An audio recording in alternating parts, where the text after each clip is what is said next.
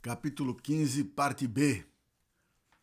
Na noite imediata, inteirada desconfiança do que havia sucedido, disse ao marido que devia aconselhá-lo a pôr fim na própria existência dos peregrinos. Chegou o dia. O gigante dirigiu-se à prisão com os modos bruscos da véspera e, vendo quantos prisioneiros sofriam em consequência das pancadas e chicotadas que lhes havia dado, disse-lhes: visto que eu nunca haveis de sair daqui, o melhor que podeis fazer é pôr fim à própria vida. Pelo ferro, pela corda ou pelo veneno, porque realmente como haveis de suportar uma vida tão cheia de amargura. Eles, porém, estavam com o gigante para que os deixasse continuar seu caminho. Fitou-os desespero com um olhar colérico, e com tal ímpeto caiu sobre eles que seguramente os teria despedaçado se não tivesse sido acometido por um dos muitos ataques a que era sujeito, e que, privando-o do uso das mãos, obrigou-se a retirar-se e deixá-los a sós, entregue às suas reflexões. O gigante foi impedido, Puseram-se então a discorrer se seria melhor seguir o conselho do gigante e travar entre si grande diálogo. O conselho do gigante era de suicídio, Gigante de desespero. Cristão. Que havemos de fazer, irmão? A vida que passamos é de misérias, e não sei se será melhor viver assim ou acabar por uma vez. A minha alma prefere o suicídio à vida, e o sepulcro a este cárcere. Devemos seguir o conselho do gigante? Esperança. É certo que a nossa atual situação é terrível, e que a morte ser-me-ia mais agradável. Se temos que ficar aqui para sempre, devemos, porém, lembrar-nos de que o Senhor do país para onde nos dirigimos disse: não matarás. E que se nos fez esta proibição com respeito a outrem, muito mais deve era estender-se em relação a nós mesmos. Suicídio é terrível, não há salvação, Temos que... Há muitos pastores que eu tenho escutado aí que têm se matado, pastoras, mulheres de Deus. Então temos que orar, repreender esse espírito de desespero na vida dos cristãos, em nome de Jesus. Que o Senhor tenha misericórdia de nós todos, Muito bem. Além do que, quem mata outrem não lhe mata mais do que o corpo, mas o que se suicida mata o corpo e a alma de um só golpe. Falas tu do descanso do sepulcro? Esqueceste, acaso, para onde vão os que se matam? Lembra-te de que nenhum assassino tem a vida eterna. Devemos também considerar que nem toda a lei está nas mãos desse gigante. Julgo que outras pessoas terão caído, como nós, em seu poder, e que, apesar disso, tem escapado das suas mãos. Quem sabe se Deus, que fez o mundo, fará morrer esse gigante, o gigante desespero, ou permitirá que ele, mais dia menos dia, se esqueça de correr o ferrolho ou torne a ser acometido de algum acidente que lhe faça perder o uso dos pés. Se assim acontecesse, estou resolvido a proceder com energia e a fazer todo o possível para fugir do seu poder. Fui um louco e não ter já tentado fazê-lo, mas tenhamos paciência e soframos um pouco mais. Há de chegar a hora da nossa feliz libertação. Não sejamos, pois, assassinos de nós mesmos. Importante. Com essas palavras, conseguiu Esperança moderar, no momento, o ânimo de seu irmão, e assim passaram juntos nas trevas daquele dia, mais doloroso estado. Pelo cair da tarde, tornou o gigante a descer à prisão para ver se os presos tinham seguido seu conselho. E, posto que não se tivesse suicidado, com pouca vida os achou, porque, de um lado, a falta de alimento, do outro, as feridas recebidas, tinham-nos enfraquecido a ponto de apenas respirarem. Ao vê-los ainda vivos, enfureceu-se o gigante e disse-lhes que melhor seria nunca haverem nascido do que terem desprezado o seu conselho.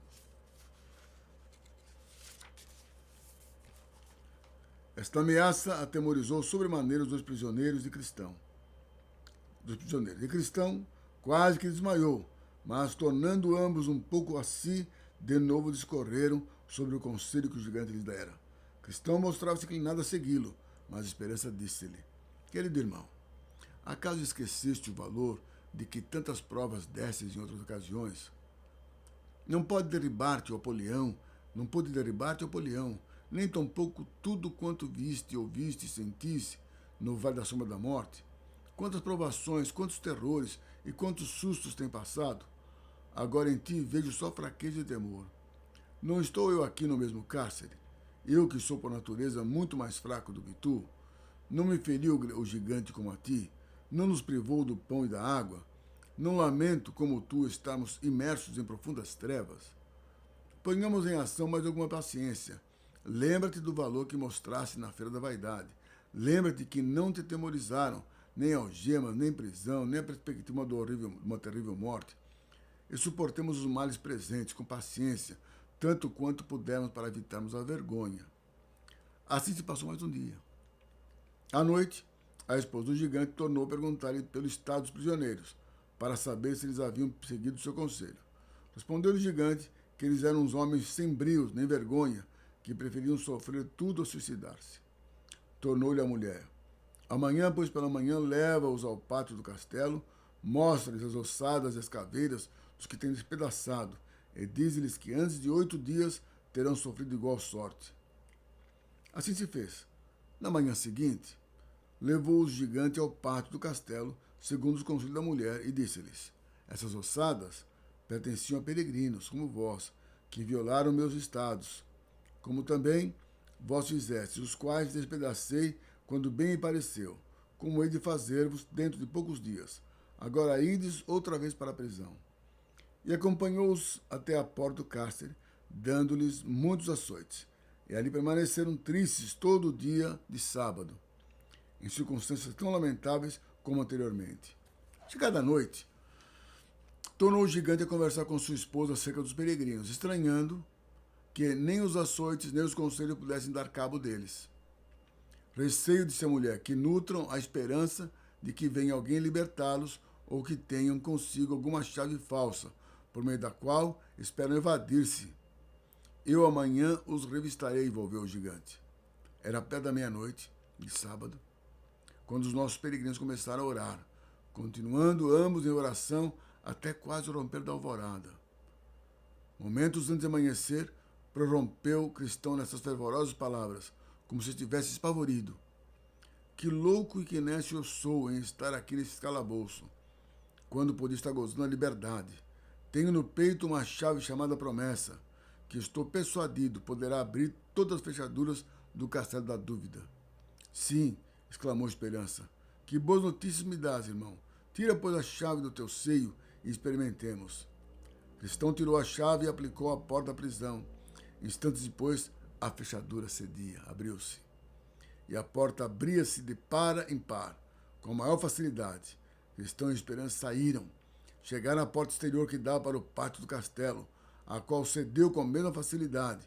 Dirigiram-se em seguida para o portão de ferro, que fechava toda a fortaleza, e apesar da fechadura ser excessivamente forte e complicada, conseguiram abri-la com a chave.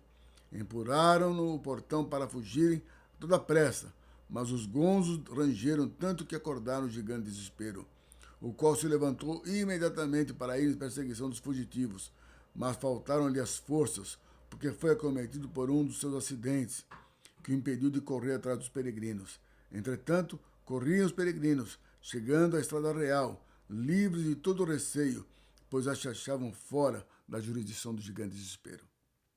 Tendo passado a prancha que dava serventia para os terrenos pertencentes ao castelo, começaram a refletir entre si sobre o modo por que podiam prevenir o perigo em que se achavam em poder do gigante, e assentaram em erguer ali uma coluna gravando-lhe no cimo dessas palavras: este caminho conduz ao castelo da dúvida, propriedade do gigante desespero, que menospreza o rei do país celestial e busca destruir os seus santos.